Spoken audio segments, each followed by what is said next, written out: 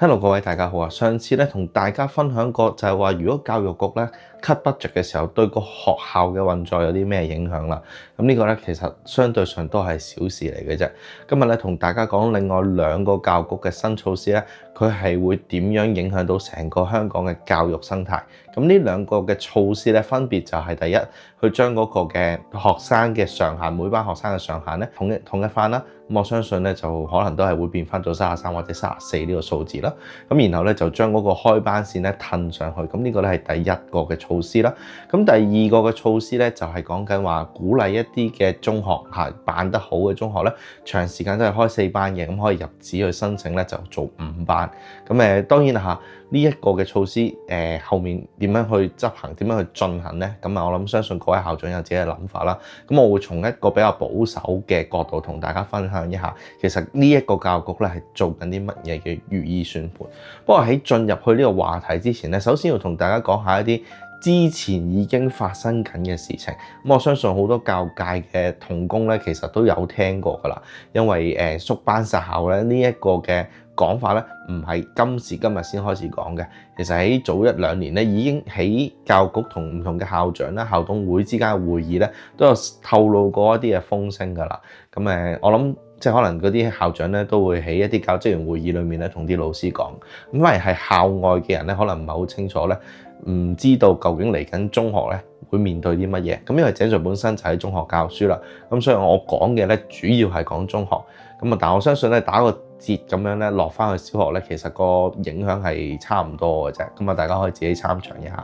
好，我今日講嘅咧第一件事就係頭先講個背景問題啦。其實咧你睇翻一個學生人數嘅統計嘅話咧，你會見到嚟緊嘅小學嘅學生咧，真係已經就讀緊小學嘅學生咧，其實係有一個幾dramatic 嘅跌幅嘅。咁咧啱啱過去嘅1年咧，其實大概就有49,500個嘅學生啦。咁呢啲學生已經讀緊中一㗎啦。咁嚟緊嘅呢一年咧，其實就已經會跌到落去46,000，即係話已經唔見咗3000幾個學生。咁去到即係5年之後啦，其實嘅小一即係嚟緊5年之後升中一嘅學生咧，其實個人數已經落到去42,400個學生左右。咁即係話喺5年之內咧，其實個學生人數嘅跌幅咧係7000個學生，未計移民潮。因為我頭先講嘅數字係而家就讀緊嘅學生，而大家都知道其實移民潮咧唔係停咗嘅，係陸陸續續都仲有人離開緊嘅。咁所以究竟個影響會係啲咩咧？咁呢唔見咗係7000個學生，對啲學校開班嘅數量有幾多個變化咧？我假設中學唔係講小學，我假設中學咧係平均30個人一班啦。實際上最新嘅統計數字都係講緊大概係29點幾個學生。30個人一班，7000個學生，咁即係話會唔見咗233班，唔見咗233班，亦即係講緊咧我當每一間學校係3班咁樣去計啦。咁呢度咧就會唔見咗77間嘅學校啊。咁77間嘅學校啦，咁再加上如果嚟緊講個開班線會收緊啦真係講到一定要係30、31咁先叫開到班嘅話咧，其實個影響咧就會好大嘅。咁我都相信呢條即係呢個77呢個數字都相當準啦。如果教育局改個開班線嘅話，咁但係呢個開班線調整咧，其實咧我覺得唔係影響計數嗰度，最主要係佢有另一個 implication。咁呢個 implication 我陣間去到後面嘅環節我再同大家講下。我諗頭先講到77間嘅學校啦，咁大家知唔知道其實香港有幾多間嘅中學咧？其實咧官校同埋津校夾埋咧，其實就有390間，再加上直資嘅中學咧，其實就有60間，咁夾埋咧就450間中學嘅。咁呢450間嘅中學啦，如果我講另一個教育政策啦，如果我講緊裏面有150間即係450劈開，前面再前列少少嘅OK。咁大概150間嘅中學咧，佢申請開多一班咁即係話咧喺後半部就會抽走咗150班，150班每間3班嘅話，其實呢度就50間學校啦。咁我相信即係又唔會去得咁盡嘅咁整理一下先嚇。頭先我講緊77間加多50間，即係127間啦。咁啊扣少少嚇，大家保守估計。即係可能教育局仲會有啲緩衝啲嘅措施啊，又或者唔同嘅辦學團體會有自己多啲嘅諗法啊，唔申請5班啊，咁啊好多唔同嘅可能性啦。咁我保守計，唔好講127間啦，100間啦，好唔好？好啦，就係即係話嚟緊將會殺100間嘅學校。咁頭先咧都有講過啦，香港嘅官津嘅學校啦嚇，官立同津貼嘅學校咧，其實390間啦。咁啊，直資嗰啲我擺埋一邊唔理啦嚇。OK，我淨係講官津啫。390間嘅學校，我將佢劈開3份啦，頭中尾啊各自130。咩意思咧？Band 1、Band 2、Band 3，130間嘅 Band 3中學。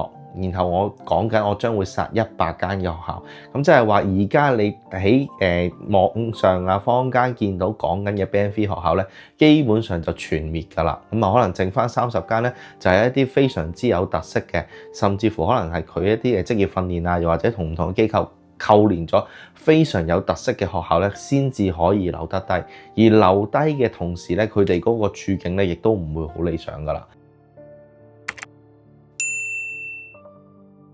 咁呢100間唔見咗學校，其實佢哋咧即係都係好努力嘅，因為其實你唔好講 Band 3學校咧，就一定係好多好 hea 嘅老師啊。Band 3學校一定係啲學生老師全部都唔努力，其實唔係。你大家要明白，其實學能咧學生嘅學習能力咧係真係會有差異噶嘛。你唔能夠話透過逼啊，透過催谷啊，谷到個老師個學生都讀得好好書。咁所以一定係會有啲弱勢嘅學生。咁佢哋要有佢哋自己嘅課題，有佢哋自己人生嘅課題，有佢哋自己考試嘅課題。咁啊 Band 3嘅中學咧，其實係去照顧呢一啲弱勢學生噶嘛。咁所以教 Band 3嘅老師唔係佢哋渣，唔係佢哋 hea 嚇，唔係佢哋能力不足，唔係佢哋訓練不足，而係話佢哋係好有心咧去幫呢啲弱勢嘅學生。咁你話如果我將呢一啲嘅學校殺咗啦，咁啊，哇！呢紮學生弱嘅學生拱晒上去 Band 2，其實係可以好有災難性嘅結果。亦都係呢幾年咧，其實唔同嘅 Band 3學校啦，去同教育局講數啦，又或者去溝通傾嘅時候都講緊，其實 Band 3中學嘅強項就係去關愛呢一啲可能家庭環境好差啦，學習能力好差啦，自我信心能力自我信心好低嘅學生，呢啲係 Band 3嘅專長，我哋唔能夠抹殺咗佢。咁但係咧，而家咁嘅睇法咧，教育局咧就應該係 who cares 啊，我唔理啦，總之我一殺落嚟咧，我就要殺晒你哋。好啦，點解無啦啦咁講咧？其實俾條數大家睇下就知㗎啦。咁啱啱講緊個 implication，即係教育局咧將開班線收緊咧，其實個 implication 係好大嘅，就係講緊以前一路都講緊係要有3保措施，保學校、保教師、保實力，稱為3保啦。2012年開始做嘅事情嚟嘅。咁而家咧，相信咧個新嘅風向就係因為財赤有結構性嘅學生變化，所以我哋將要大規模殺校，呢一個咧就係新嘅風向啦。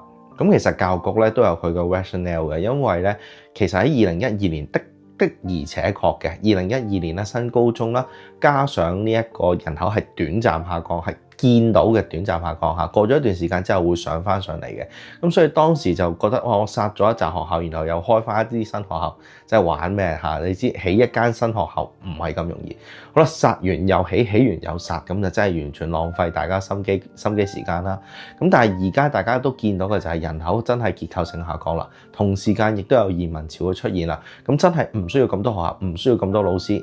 更加重要係政府冇錢，咁所以我大條道理殺校，而我都相信網上面咧，大家都會同意冇咁多嘅需要，咪 cut 咗啲學校咯。實際上喺我而家居住緊日本都一樣係嘅，少子化好嚴重咧。其實好多學校咧都係殺晒，咁所以留低咗好多我哋叫廢校啦嚇。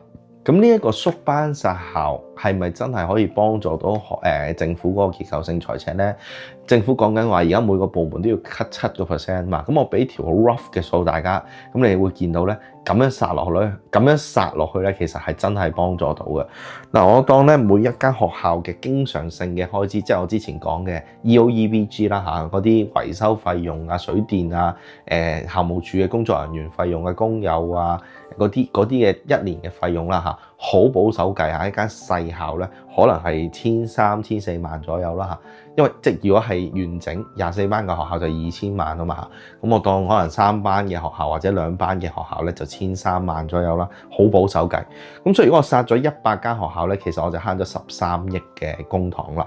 咁如果再估計啦嚇，可能一間細校啦，18班嘅細校，可能咧係講緊36個老師，即係嗰個 establishment 啊，嗰個編制老師係36個啦。咁我當平均計下，可能有啲係新老師，可能有啲係年資好大嘅老師，有啲升咗職嘅老師。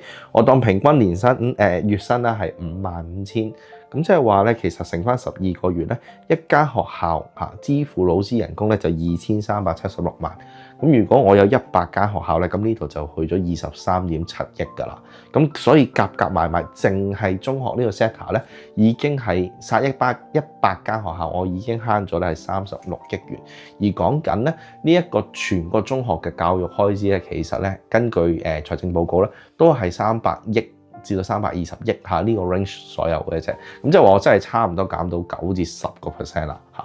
咁所以係好符合成個政府要改變結構性財赤嗰個目標同方向，呢條數係正確嘅。咁我都相信咧，小學咧係類似嘅情況，但係小學即係而家小學嘅老師人工又高咗啦嚇，咁但係其實其他 funding 其他撥款咧，小學係會比中學少啲嘅。咁但係我都係覺得按比例咁 cut 啦，其實都慳到唔少嘅。咁所以你話成個教育局真係要慳到7個甚至乎10% 咧，其實真係透過咧縮班殺校，仲要快地縮班殺校咧去做咧，就可以達成到呢一個目的啦。咁你話我哋即係 Band 3係咪真係完全冇一個留低嘅原因咧？其實即係頭先有講過有啲即係有啲 Band 3即係同教育局 deal 嘅時候話，哇！我哋有留低嘅需要喎。咁其實大家都知係 SEN 嘅問題係好嚴重嘅，好困擾同學上堂嘅嚇。我哋講融合教育嘅時候，咁你話如果殺咗太多嘅 Band 3，啲 SEN 學生擁晒上去咧，其實真係又搞到更加多嘅人嘅啫。咁你話頭先有講一啲弱學能嘅，一定要特別去照顧啊！我哋有好多唔同嘅教學策略去幫呢一啲學生。咁如果我哋又將佢擁晒上去嘅Band 2、Band 1嘅時候，咁其實又係令到唔同嘅學生都受苦嘅啫。同埋咧，有時 Band 3學校咧係做好多一啲家庭支援嘅角色嘅，即係話呢啲唔係社工做咩？唔係社署做咩？梗係唔係啦，因為學生最信任嘅學生最長時間接觸就係學校嘅老師，即係隨時仲多過屋企個家長啊。咁所以好多時候咧，我哋支援呢啲弱勢家庭啊、單親家庭啊嘅責任咧，就落咗去我哋呢啲 Band 3中學嘅老師啊，要關顧佢情緒、關顧佢成長。咁呢一啲係 Band 3中學可以做到嘅嘢，而家咧又要擁上去Band 2學校啦。咁甚至乎係即係大家都可能理解到嘅，好多時候入去 Band 3呢啲弱勢學校嘅原因咧，係因為家庭嘅管教唔係好好，家庭嘅支援唔好，可能係單親家庭，甚至乎可能係一個收入好低嘅家庭，但係同時間養住4-5個小朋友，即係呢啲係有啲家庭嘅慘劇其實慘況喺度。咁我哋其實咧喺中學特別 Band 3中學咧係好需要喺佢入社會之前咧，俾翻一啲正確嘅基本價值觀佢哋。好啦，又係啦，呢個責任又拱上去咁會亂㗎，一定。呢幾年咧，如果咁樣殺校法咧，係會造成成個教育嘅生態咧大混亂嘅。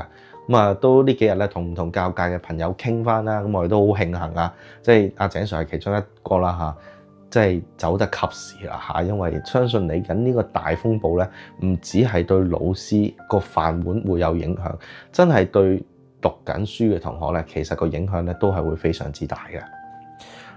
咁但係你話係咪唔做得咧？但係好坦白講，真係學生人數少咗，真係唔夠錢，縮班殺校 cut 老師，其實合情合理合法嘅。咁你話啲 Band 3嘅功用冇咗，咁唔緊要啦，因為剩翻 Band 1、Band 2嗰啲學校，佢哋都會汰弱留強噶嘛，係咪？咁即係話會有啲 Band 2會變成新嘅 Band 3啦，新嘅 Band 3。吸納翻舊嘅 Band 3老師，佢一樣發揮到呢個效果㗎。總之都係嗰句啦嚇，其實學校有一定嘅社會性，咁你有咁嘅 budget，你咪做翻呢啲嘢，咁啊好合理，好正常。只不過係喺呢個混亂嘅期間啊，可能5至10年嘅混亂期啦。咁啊，同學仔就真係要諗下啦，或者家長要諗下，究竟咧要點樣去協助到自己小朋友咧度過呢一個混亂嘅教育歲月啦。好啦，咁啊即係可以再講多少少就係即係喺 Band 3啊，融合教育啊，係點樣可以即係我哋平時係點樣去幫學生，將來又要點樣再去幫呢一啲嘅學生咧？咁啊，不過喺講之前啦，我哋留翻下一集講。講之前咧，即係都希望咧，呢個一定係罵戰㗎啦。咁啊，各位咧可以喺下面留言區嗰度咧，都不妨分享下自己意見啦。咁啊，我又可以勾畫到一啲意見出嚟咧，去同大家深入啲去討論一下。咁我哋下次再同大家討論啦。咁啊，今日講到呢度，拜拜。支持井頻道嘅製作，記得 comment、like、share、subscribe。你嘅支持對我哋嚟講係非常之重要，每一個 like 對我哋都係一個鼓勵。我哋會繼續努力，同大家製作更加好、更加出色嘅作品。